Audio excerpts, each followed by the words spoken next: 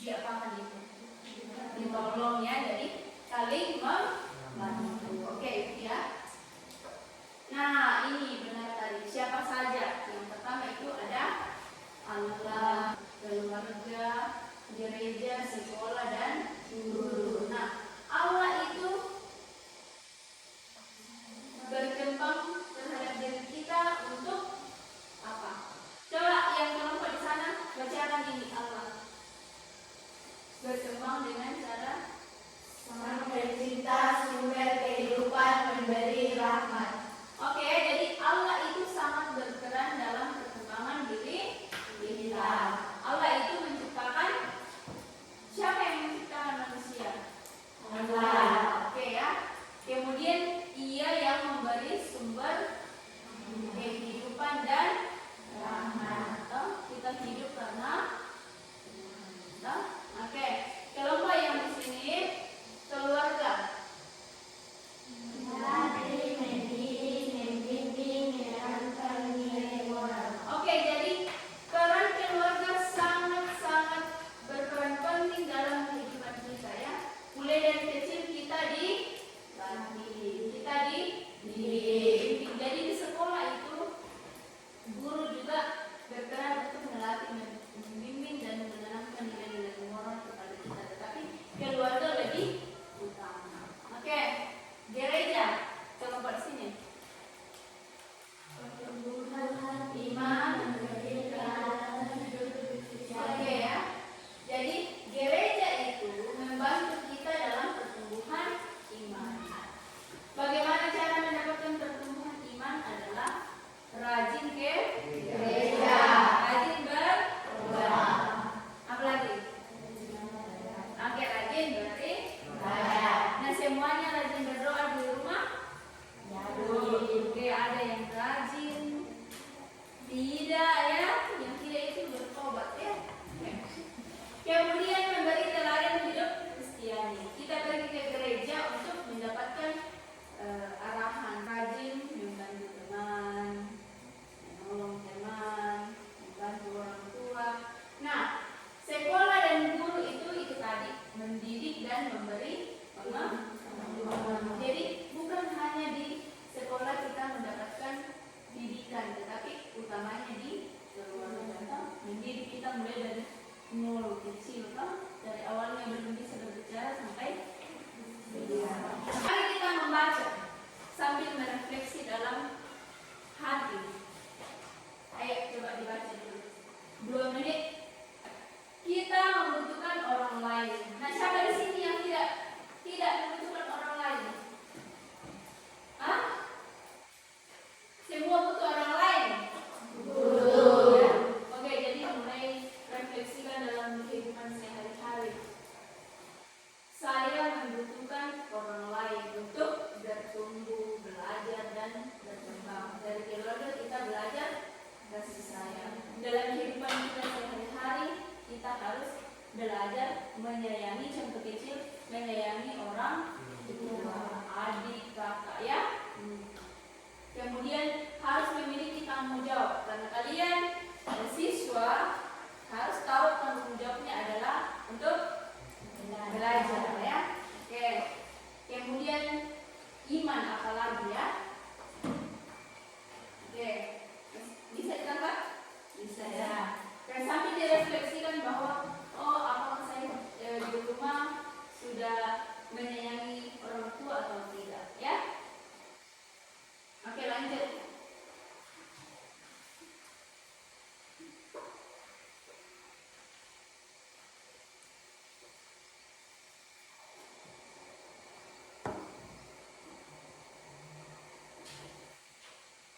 Sudah? Sudah. Oke. Jadi sebagai manusia itu hadir sebagai sahabat, teman, dan saudara untuk menolong kita yang lemah, memberi semangat ketika kita putus asa, dan menjadi teladan dalam kehidupan kita sehari-hari. Mari kita refleksikan, apakah kita sudah menjadi penolong bagi teman kita yang lemah, mengalami kesusahan, kesedihan. Ya? Apakah kita sudah bisa memberi semangat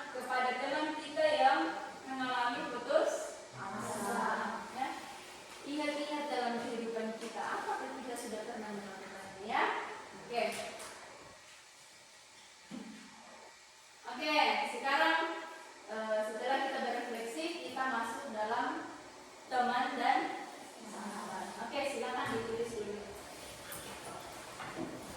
Pertanyaannya, teman itu siapa? Sahabat itu siapa?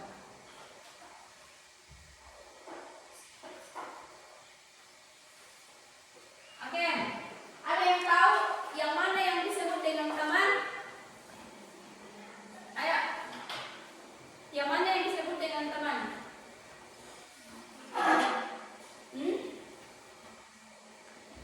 Kemudian yang mana yang disebut dengan sahabat? Siapa yang bisa membedakan? Coba angkat tangan.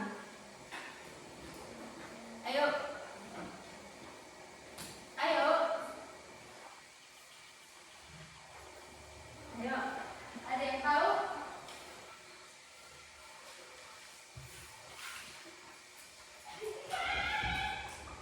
Aswira tahu? Tahu membedakan teman dengan sahabat? Ini dalam kelas ini teman atau sahabat? Teman ya disebut sebagai teman. Nah, kalau sahabat yang mana yang disebut dengan sahabat?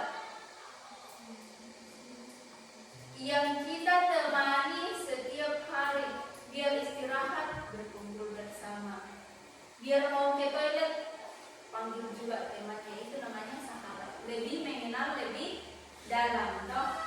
Kalau teman hanya mengenal nama, oh itu namanya, oh tinggal di situ. Tapi kalau sahabat tahu nama orang tuanya, keluarganya, kebutuhan keluarganya, ya, mengenal lebih dalam, ya. Oke.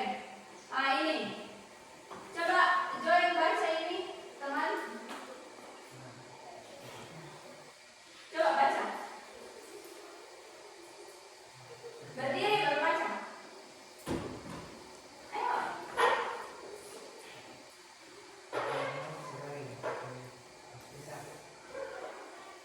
Misalnya nama asal orang Asal sekolah. tidak banyak Waktu dihabiskan. waktu dihabiskan untuk berbicara satu masalah. Oke ya.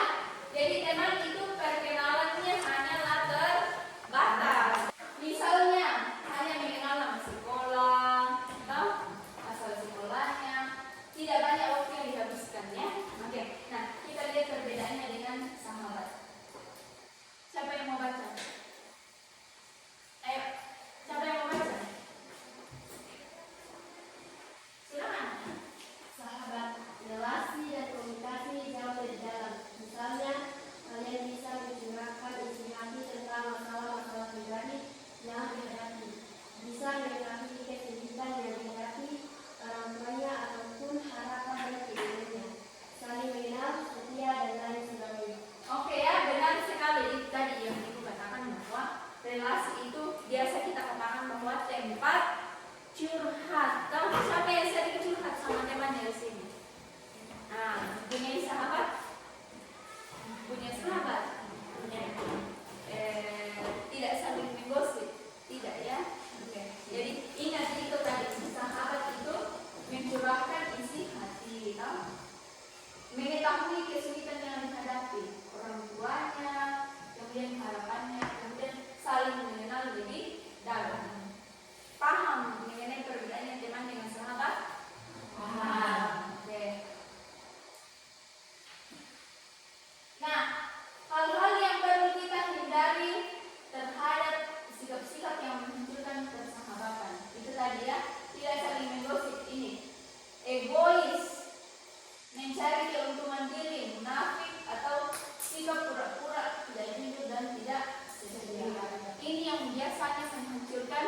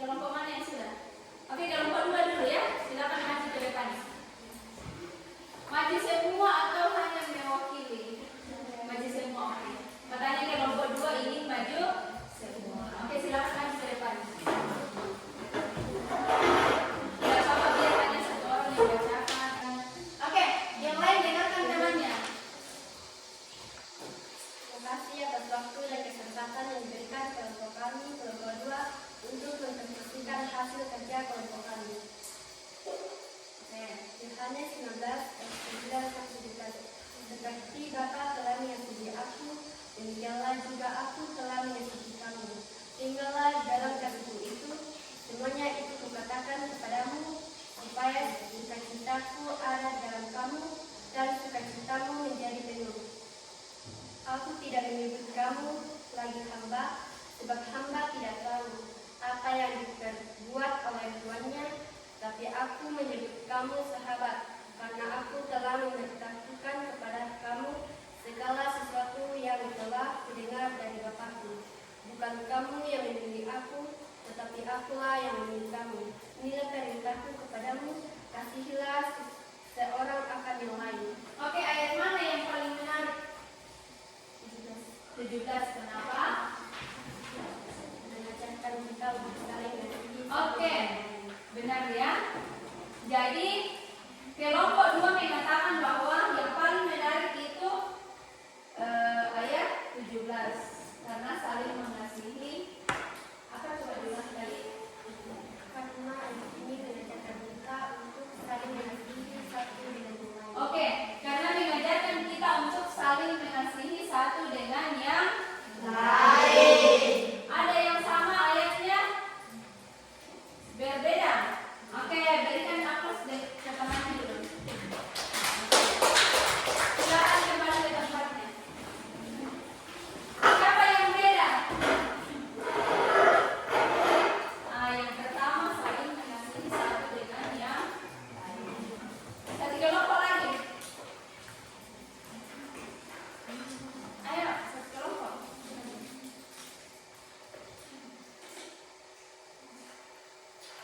Di sini, Grace, sudah? Sudah, oke, silakan lanjut. Tidak apa-apa ya.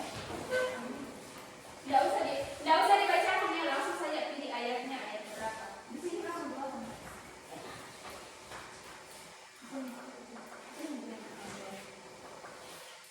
Perhatikan tangannya. Terima kasih atas kesempatan yang diberikan kepada kami. Hal apa saja yang menarik dari sabda Yesus berkaitan dengan persahabatan? Ayat 13. Tidak ada kasih yang lebih besar daripada kasih seorang yang memberikan nyawanya untuk sahabat-sahabatnya. Kenapa menarik? Karena tidak ada kasih yang lebih besar daripada kasih seorang sahabat yang memberikan nyawanya. Oke ya, tidak ada kasih yang lebih besar terhadap teman ketika kita intinya itu saling menolong, membantu, saling mengasihi. Hampir sama saja ya. Oke, beri tepuk tangan. Oke ya. Saya kira paham ya Yohanes tentang peran teman bagi perkembangan. Jadi teman itu sangat berperan bagi perkembangan diri kita ya, saling mengasihi, saling memberi ya. Oke, paham? Paham. Nah, ada kayak apa menanyakan? Sudah paham? Oke, kita lanjut ya. Nah, kita masuk dalam kesimpulan dari hasil diskusi. Kita coba ditulis. Makna persahabatan yang sangat luhur menurut Injil Yohanes. Pertama, Yesus menyebut bahwa murid itu sahabat. Bagi Yesus, murid bukan hanya sekedar orang-orang yang mengikuti, tetapi mereka sudah biasa bersama-sama dengan Yesus dan Yesus mengenal mereka secara dalam. Berapa murid Yesus? 12. Dari ke-12 murid Yesus itu bukan hanya ia mengikut Yesus ke sana kemari, tetapi bersama-sama saling mengenal secara dalam. Contohnya kalian kelas 7, bukan hanya kalian ikut belajar bersama-sama, tetapi dari 17 jumlah kalian di kelas, kalian harus saling mengenal ya. Oke, mengenal di dalam. Kedua, tidak hanya menyebut mereka sebagai sahabat, tetapi membuktikan bahwa rela menanggung sengsara sampai wafat di kayu salib. Itulah sebabnya Yesus berkata tidak ada kasih yang lebih besar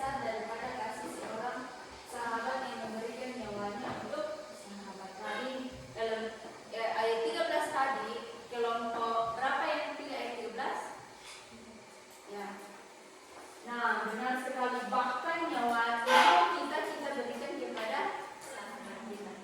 Ada di sini yang rela memberikan nyawa terhadap sahabatnya. Nah, contohnya itu tidak memberikan nyawanya sepenuhnya, tetapi dengan cara menolong, membantu, ya. Oke, paham?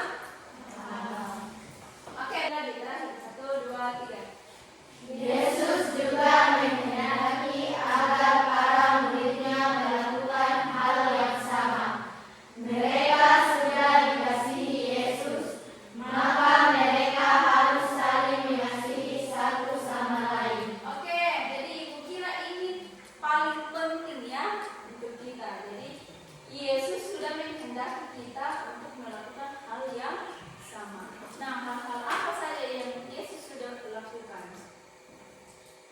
Menciptakan kita, memberikan nafas, ya. Nah, maka mereka harus saling mengasihi satu sama lain. Itulah gunanya kita rajin ke gereja supaya kita mendengarkan firman Tuhan untuk saling mengasihi, saling membantu, saling menolong satu dengan yang lain. Oke, jadi untuk kesimpulan Injil Yohanes sudah paham? Sudah. Gitu ya. Intinya kita harus saling mengasihi satu sama yang lain. Untuk menutup pertemuan kita pada pagi ini, nah, tanpa teman kita tidak bisa berkembang. Jadi, coba lihat di gambar ini. Adakah yang bisa memberikan refleksi sebelum kita istirahat? Tanpa teman kita tidak bisa berkembang. Ayo, satu kelompok, satu refleksi. Coba diskusi. Refleksi sekalian kesimpulan kita pada pagi ini. Apakah pembelajaran kita menarik hari ini? Menarik. Oke, kita beri. Oke, untuk penutupnya, siapa yang mau berefleksi pertama kali? Kelompok 1, 2, atau 3? Oke, di tempatnya saja. Yang lain, coba lihat namanya kelompok 3.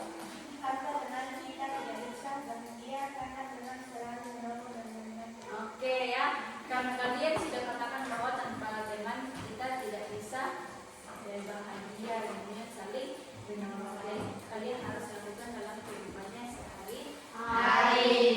Kelompok 1. Kita bisa berkembang tanpa teman karena teman selalu melewati segala kesusahan maupun senang. Oke, benar sekali ya. Tanpa teman kita tidak bisa, karena teman yang selalu menolong kita, membantu kita. Jadi mari kita refleksikan dalam kehidupan kita sehari-hari. Mari kita jangan sekedar kita katakan di sini, tetapi kita harus lakukan dalam kehidupan kita sehari-hari.